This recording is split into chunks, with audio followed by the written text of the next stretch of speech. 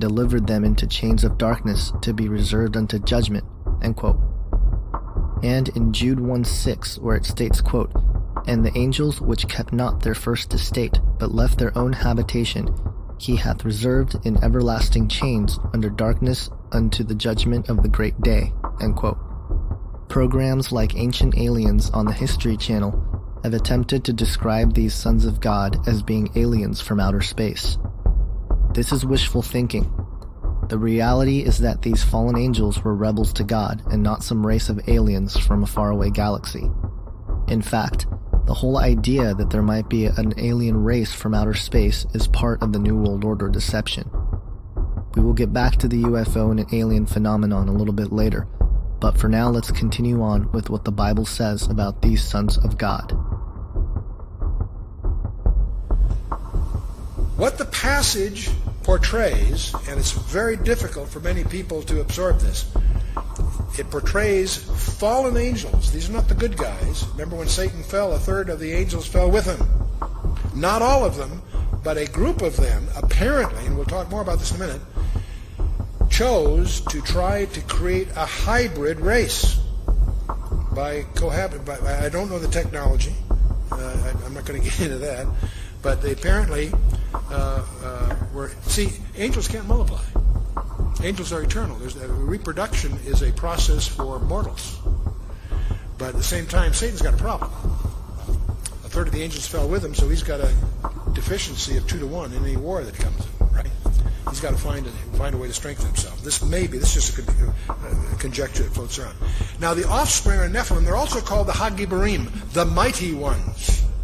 And now, where the confusion starts to set in is when this Hebrew passage was translated into the Greek in the Septuagint, the word they used for the Nephilim was gigantes. It sounds like giants, and it turns out they were giants, but that's not what the word means. Gigantes comes from gigas, which means earthborn. So in the Hebrew, they're called the fallen ones. In the Greek, they're called the earthborn. The purpose of the flood was not just that there was sin in the land. There was, and that's emphasized. But if sin brings the flood, we better get some life jackets. No, there's something far deeper going on. That's what I want to sensitize you for when you do your own study and come to your own conclusions. But I want you to recognize there's something much more profound that's a problem that God was solving, and that is that Satan's strategy was to contaminate the human race. Now that we know who these sons of God were, let's make the connection with the ancient mystery teachings. In order to do this, we must turn to a book which is referenced in the New Testament by Jesus, Peter, Paul, and Jude, but are not in the current Bible as we have today. It is also a book that the early church fathers considered inspired, and certainly the audience of the early Israelites were well versed in and familiar with. I am speaking about the Book of Enoch. I believe it is important to look at a book like Enoch and enhance our understanding of the Bible. I am not ready to say that it is inspired canon, but if it is referenced by so many in the New Testament, I believe it is worth investigating.